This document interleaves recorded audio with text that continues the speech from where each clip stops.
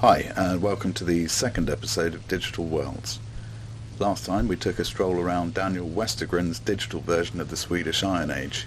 This time, the world we're looking at is in a much noisier part of history, that of World War II. War Thunder is a massively multiplayer game which largely takes place during the years of 1939 to 1945 and includes huge maps from across the globe. On the surface, the premise of the game is that two teams of players flying in a variety of World War II aircraft try to shoot each other out of the skies and bomb each other's bases to win the match.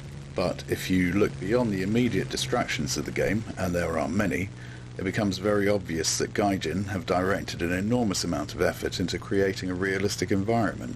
The most obvious result of this effort is the look of the game, which is in itself a work of art. But once you spend some time in this world, you start to notice things in terms of accuracy, complexity, and sheer size. As far as I can tell, in relation to the planes, Gaijin have recreated large parts of the planet as it would have looked 70-odd years ago on a one-to-one scale. I first noticed this when I was taking a new aeroplane for a test flight. Away from the melee, I had time to look around me and I noticed that the water of a nearby river was behaving oddly. It was moving as if it was in a closed container rather than flowing as you would expect it to. Zooming in for a closer look, I could see that the mouth of the river was closed off by what looked like a sandbar. This seemed like an unlikely feature to include if you were building the terrain from scratch, which suggested that the landscape had been generated from a digital elevation model of the real thing. That a sandbar should shut off a river so completely seemed unlikely, so I assumed that the anomaly had probably been caused by a bridge that had only been partially scrubbed out of the data. But bridges tend not to be constructed across river mouths either, so on a hunch I went to see if I could find a matching body of water in Google Earth. This was easy enough, and I was surprised to find that the bump had in fact been caused by a sandbar.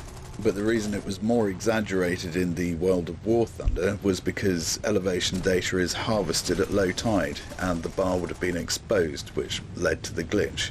The other thing I noticed was that the nearby airfield also existed in the real world. It dawned on me that what I'd presumed to be generic airfields and urban areas, painted here and there where needed with the click of a mouse, were more or less accurate recreations of places that existed in the real world. With the exception of a couple of fantasy maps created solely to present a challenge to dogfighters, Gaijin have created a highly detailed historic environment. Additionally, at a texture level, the underlying geology is represented. The cliffs of Dover are chalk, and, as far as I can tell, the unmetalled road surfaces in that area are also chalk. The houses and farms are a mixture of generic types, but the more distinctive structures, cathedrals, harbours, radar stations, castles and so on, are modelled individually. The seasons are also represented, as are the times of day. The weather is not static and the sunlight interacts with other entities. The cloud formations change and differ at altitudes. They are also subject to wind conditions, casting volumetric shadows as they cover the face of the sun, darkening anything below and affecting the reflectivity of any visible bodies of water. The physics are also impressive. Even in arcade mode, little-known phenomena such as ground effect, cliff effect, and compression under speed all come into play, having a direct impact on the performance of your aircraft. The aircraft, though realistically modelled as you'd expect, are very easy to control. I, for one, tend to avoid games which force you to sit through tutorials, which is why I've always previously steered away from anything that looked like a flight simulator. Gaijin have got the balance right in terms of control, so a casual player can jump right in.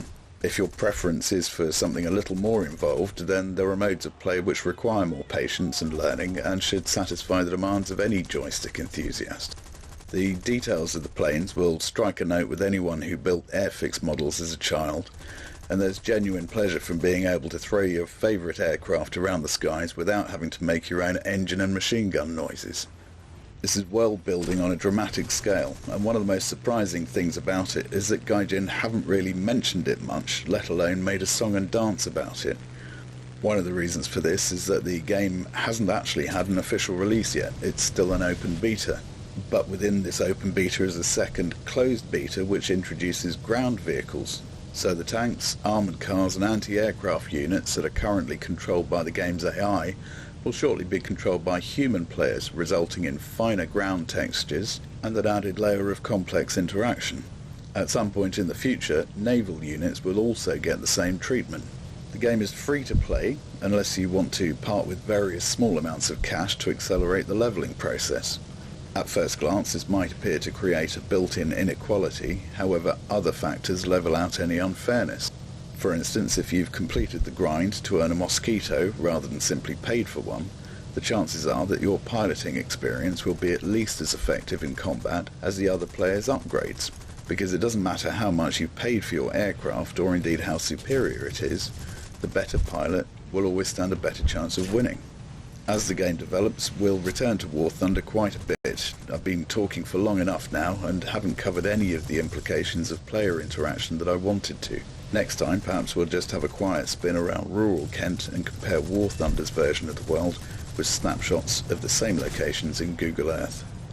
If you'd like to join in the beta test, you can find a link in the About section below this video, or as usual we'll be uploading a transcript of this waffle to Digital Digging, including links to all the resources mentioned. Next time on Digital Worlds, we'll be having a look under the bonnet of Crytek's CryEngine, the current software of choice for serious world builders. If you've enjoyed this video, please feel free to subscribe to the Digital Digging channel, hit like or leave a comment. Cheerio chaps, hope to see you next time.